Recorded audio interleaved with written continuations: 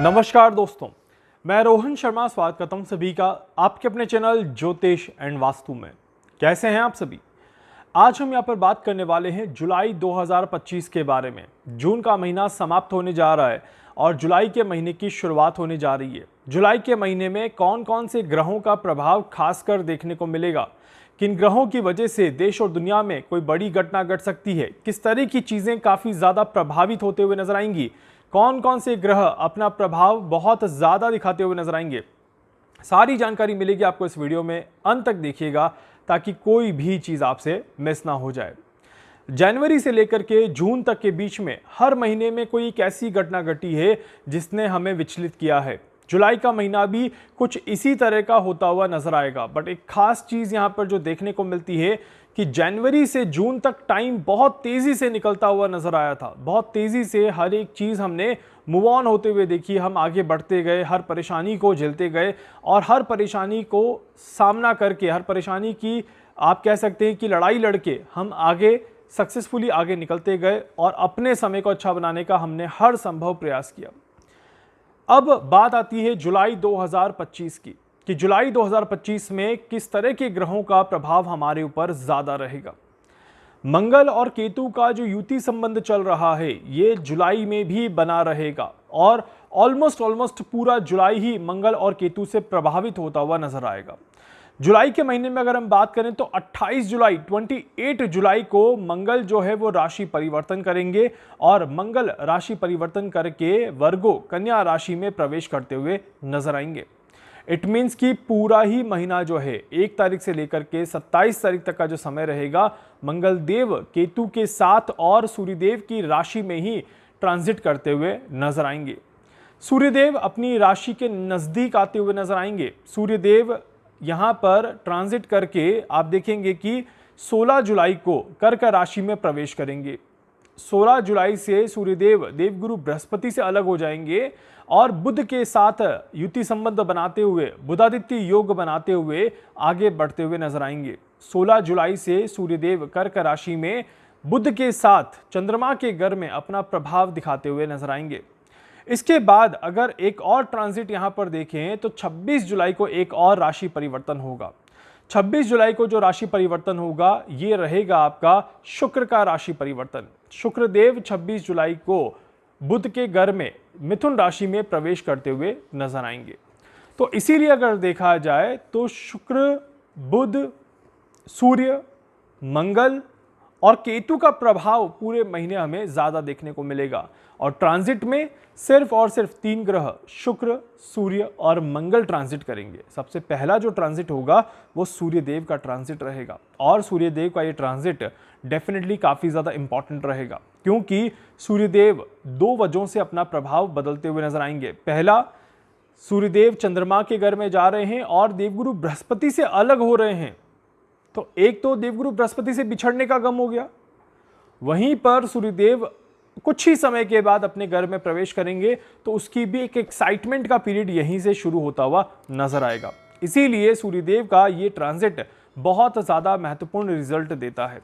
अब यहां पर अगर देखें हम ध्यान से कि सूर्यदेव का क्या कुछ प्रभाव देखने को ज्यादा मिलेगा और सूर्यदेव के साथ बाकी ग्रहों का इन्वॉल्वमेंट कैसे देखने को मिलेगा, इसे थोड़ा सा समझते हैं। किन चीजों पर प्रभाव ज्यादा रहेगा? देखिए, ये तो बिल्कुल क्लियर है कि अभी भी हम आग की घटनाओं से, बहुत ज्यादा डिजास्टर वाली चीजों से, ट्रैवल से जुड़ी हुई चीजों से परेशान होते रहेंगे।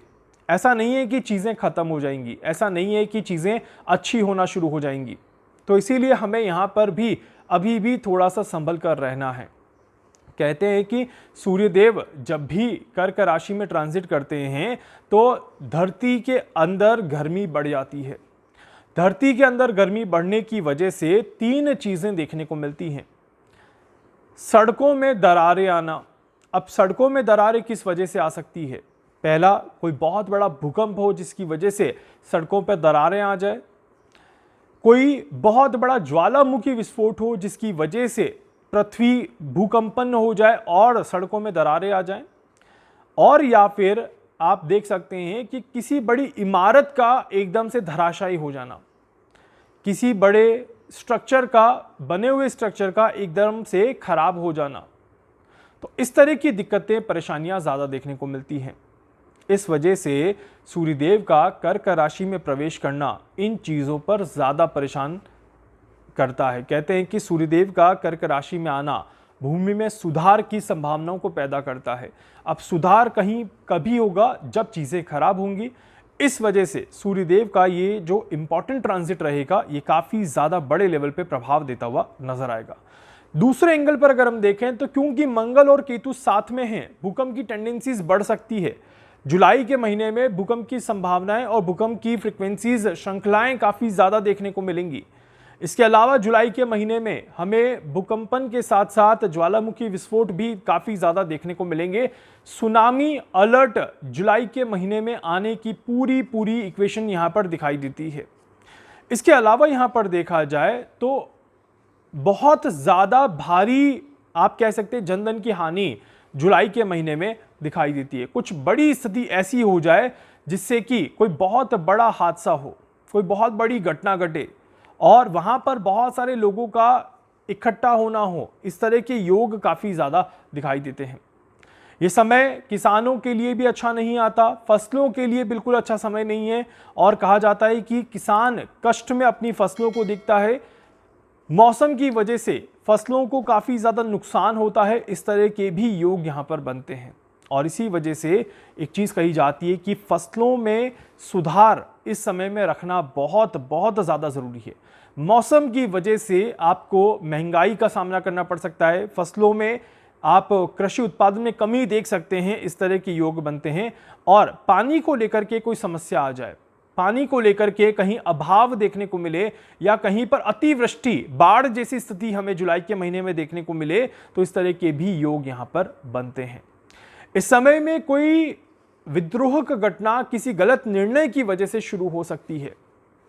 कोई गुट, संगठन, दल किसी गलत चीज को लेकर के आगे बढ़ने की कोशिश कर सकता है और जनता में एक असंतोष की भावना पैदा होती है, एक अशांति की भावना पैदा होती है। इस तरह के योग बनते हैं।